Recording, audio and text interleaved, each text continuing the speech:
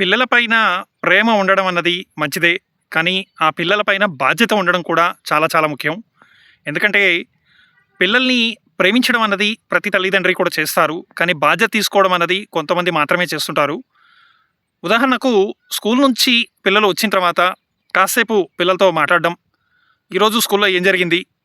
ఏ టీచర్లు ఏం చెప్పారు? స్కూల్‌లో ఏమైనా సమస్యలున్నాయా? ప్రతిరోజు ఇచ్చిన హోంవర్క్స్ అన్నది పిల్లలు చేస్తున్నారా? లేదా? అన్నది గమనించడం. తర్వాత పిల్లలతో ఏదన్నా సమస్యలు అంటే తోటి పిల్లలు కనుక ఎవరన్నా మీ పిల్లల్ని సమస్యలు కనుక ఏమన్నా ఉంటే వాటిని అడిగి తెలుసుకోవడం.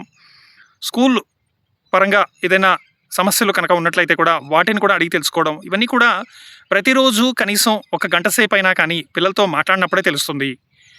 మరియు కాలేజీ పిల్లలు ఎవరైతే ఉంటారో వాళ్ళతో ఇంకా కూడా కొన్ని ప్రత్యేకమైన సమస్యలు కూడా ఉండే అవకాశం అయితే ఉంటుంది.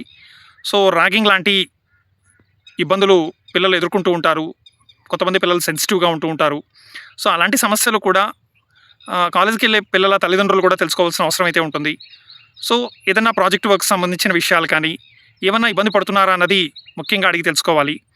అదేవిధంగా ఈ రోజుల్లో 5థ్ క్లాస్ నుంచి కూడా పిల్లలకు సెల్ ఫోన్స్ ఇచ్చేయడం అనేది చేస్తూ ఉంటారు. ఆ సెల్ ఫోన్స్‌లో పిల్లలు ఏం చూస్తున్నారు? పిల్లలకు ఏది అవసరం, ఏది అనవసరం అన్నది కూడా తల్లిదండ్రులు కొంత నిఘా పెట్టడం అనేది కూడా అవసరమే. పిల్లల ఫ్రెండ్స్ ఎవరు? పిల్లలు ఎవరితో స్నేహాలు చేస్తున్నారు?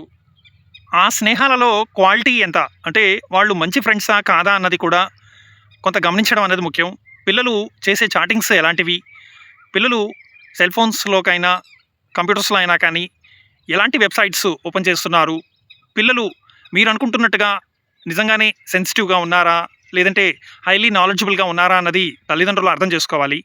ముఖ్యంగా పర్సనల్ రూమ్స్ అన్నది అవసరం లేదు.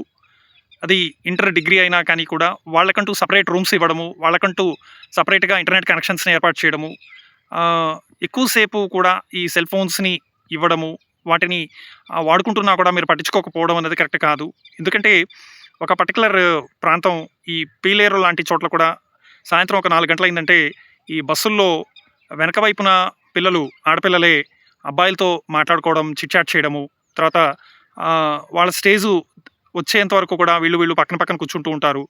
వాళ్ళు బాయ్ ఫ్రెండ్సో తెలీదు, లేకపోతే అన్నదమ్ములో తెలీదు, ఏంటో అన్నది తెలీదు కానీ అతిగా చాలా క్లోజ్‌గా ఉంటూ ఉంటారు.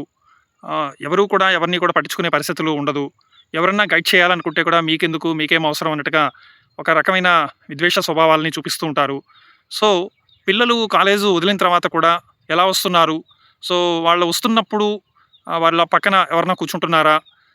ఈ సేఫ్ అండ్ సెక్యూర్‌గా తల్లిదండ్రులు కొంత నిఘా పెట్టడం అనేది కూడా చాలా అవసరం.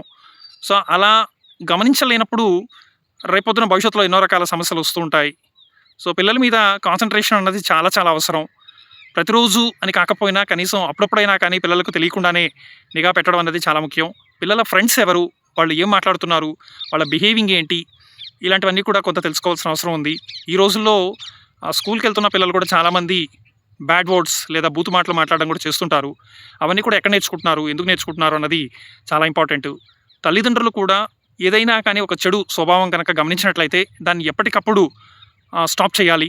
అవసరమైతే కొంత డిసిప్లైన్‌ని ఇంట్లో అయినా కానీ చూపించాలి. చిన్నగా కొట్టడం అనేది తప్పేం కాదు. టీచర్స్ ఈ రోజుల్లో పిల్లల మీద కొట్టడం అనేది చేయట్లేదు. ఎందుకంటే మేనేజ్‌మెంట్ యొక్క రిస్ట్రిక్షన్స్ అలా ఉన్నాయి. ఎందుకొచ్చిన రిస్క్‌లే అని చెప్పి చాలామంది టీచర్స్ కూడా పిల్లల్ని ఇప్పుడు ఏం మాట్లాడకుండా చదివితే చదివారు, లేకపోతే లేదు అన్నట్టుగా వదిలేస్తున్నారు. కనీసం ఇంట్లో తల్లిదండ్రులైనా కానీ దీని మీద ఫుల్ ఆన్ ఫోకస్ అనేది పెట్టాల్సిన అవసరం అయితే ఉంటుంది. పిల్లల మీద ప్రేమ ఉండొచ్చు, కానీ నిఘా కూడా అవసరమే. పిల్లల్ని బాధ్యతగా పెంచడం చాలా చాలా అవసరమని గమనించగలరు. Thank you.